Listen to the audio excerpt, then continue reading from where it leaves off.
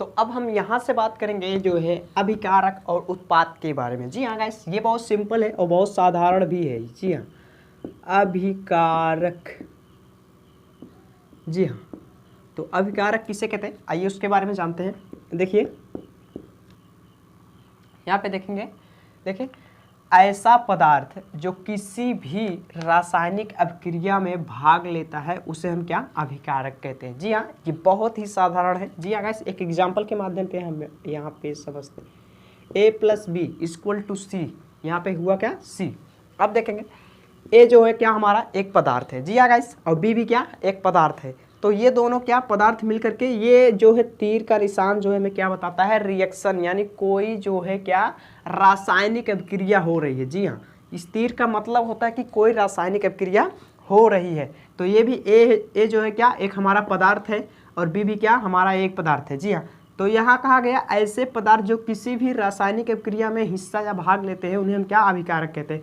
तो ए एक पदार्थ है और बी भी एक पदार्थ है, ये दोनों जो है रासायनिक अभिक्रिया में हिस्सा लेकर के क्या एक नया पदार्थ बना रहे हैं, सी।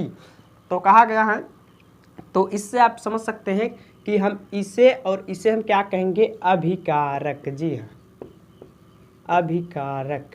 अब यहाँ पे आपको सिंपल्स में समझ में आ गया होगा। जी हाँ गाइस, ये भी क्या और ये भी ये दोनों क्या है, अभिकारक है। और इस साइड का जो हम बात करें इसे हम क्या कहते हैं, उत्पाद कहते हैं। जी, अभी हम उत्पाद के बारे में पढ़ेंगे। जी हाँ, इसी वीडियो में। जी हाँ, अब यहाँ पे अगर आपको ये समझ में आ गया, और जैसे रिएक्शनों में ऐसे होता है, जैसे यहाँ पे हम एक रिएक्शन के माध्यम से आपको बता दें, 2H2 + O2 = 2H2O।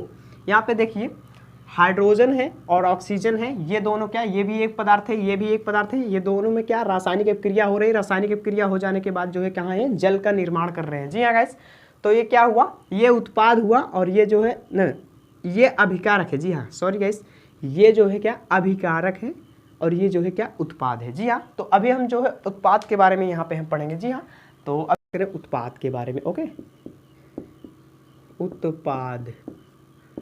जी हाँ, देखिए, जी हाँ, यहाँ पे देखेंगे उत्पाद। जी हाँ, बिल्कुल उसका जो है अपोजिट होता है। जैसे देखते हैं ऐसे पदार्थ जो किसी भी रासायनिक अभिक्रिया के फलस्वरूप बनता है उसे हम क्या, उत्पाद कहते हैं। फलस्वरूप कहने का मतलब यानी अभिक्रिया के बाद जो हमें प्राप्त होता है उसे हम क्या कहते हैं, उत्पाद कहते हैं। जैसे यहाँ पे A+B=C हम लिए थे, तो ये क्या, ये तो हमारा अभिकारक था और ये क्या हमारा उत्पाद, यानी ये रिएक्शन हो जाने के बाद। जी हाँ, ये तीर जो है हमें बताता है कि कोई रासायनिक अभिक्रिया हो रही है और इस साइड जो है रासायनिक अभिक्रिया हो चुकी है। जी हाँ गाइस, तो इसे हम क्या कहेंगे, अभिकारक, और इसे क्या कहेंगे, उत्पाद। जी हाँ, जैसे हम ऑक्सीजन का लिए थे, यहाँ पे देखिए 2H2 + O2 = 2H2O, ये क्या है, हमारा उत्पाद है और ये जो है क्या अभिकारक है। जी हाँ, तो ये रिएक्शंस के बाद जो हमें प्राप्त होता है, यानी रिएक्शन हो जाने के बाद जो हमें प्रोडक्ट प्राप्त होते हैं उन्हें हम क्या कहते हैं, उत्पाद कहते हैं। और इस साइड का जो पदार्थ होता है उसे हम क्या, अभिकारक कहते हैं। तो ये बहुत सिंपल था गाइस, आप यहाँ पे समझ सकते हैं।